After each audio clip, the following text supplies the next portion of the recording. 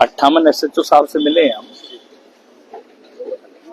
हमने जो यहाँ देखा है, जितने भी ये भाई हैं, राजू चौधरी के रिश्तेदार हैं, यार हैं, दोस्त हैं, वैसे इलाके की मतलब जो हमारे उसकी बात है, तो इनके मन में जो बात है वो ये है कि भाई हम 10 दिन लगे, 15 दिन लगे, हम जब तक पोस्टमार्टम नहीं कराएंगे, जब तक वो अपराधी गिरफ्तार नहीं हो। दूसरा सवाल इनका ये था कि राजू चौधरी एक व्यापारी आदमी था और संजय एक ठग, एक सातिर दिमाग का इंसान है। और जैसे आदमी जेब काटने में माहिर होता है, कोई आदमी ATM उड़ाने में माहिर होता है, कोई साइबर क्राइम जाता है, इसमें कोई झूठ नहीं कि संजय शर्मा इस तरह का अपराधी है कि वो प्रॉपर्टी में लोगों को झांसे में देके, लोगों से हस्ताक्षर करवा के वो सबूत नहीं छोड़ता। यही राजू के साथ हुआ है। राजू को आगे करके उसने जमीन तो राजू की हड़प ली और राजू से लोगों से पैसा उठवाता रहा और एग्रीमेंट करवाता रहा। आपने एक आरोप लगाया कि 2 मंत्री हुए इसमें हाथ। हाँ बिल्कुल, इसमें भी कोई दो राय नहीं है। आपने कहा बेवजह जिसपे कोई पद नहीं, जिसका कोई लेना देना नहीं, जिसका सिर्फ 2 मंत्रियों से, पलवल वाले से और 15 सेक्टर वाले से उनका मिलना जुलना है, और उनको 2 गनमैन उनके बेटों को दे रखे हैं, 2 गनमैन खुद संजय शर्मा को दे रखे हैं। जब गनमैन दे रखे हैं तो वो लोग फरार कैसे हो गए?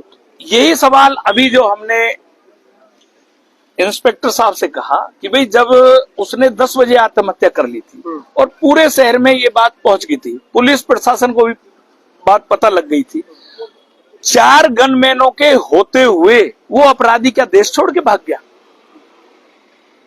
इसका कारण ये है कि उसको बहुत बड़े मंत्रियों का, एक पलवल का मंत्री है, एक अपने 15 सेक्टर से मंत्री है, उनका आशीर्वाद है। उस आशीर्वाद से चलते हुए ये बहुत बड़ा क्राइम है, ये बहुत बड़ी जांच का विषय है। जगन जी, कितने लोग शामिल हैं इसमें? मैं ये भी कहता हूं इसमें प्रशासन से लेकर गवर्नमेंट तक भी शामिल है।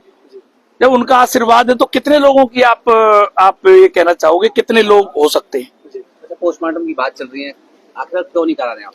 पोस्टमार्टम की बात, ये एक बहुत बड़ा मतलब बहुत बड़ी बात है। ये कोई छोटा मोटा, आप अगर कोई लोग ये सोच रहे हो कि राजू चौधरी ने ऐसी आत्महत्या कर ली, इसमें बहुत गरीबों की आह भी है।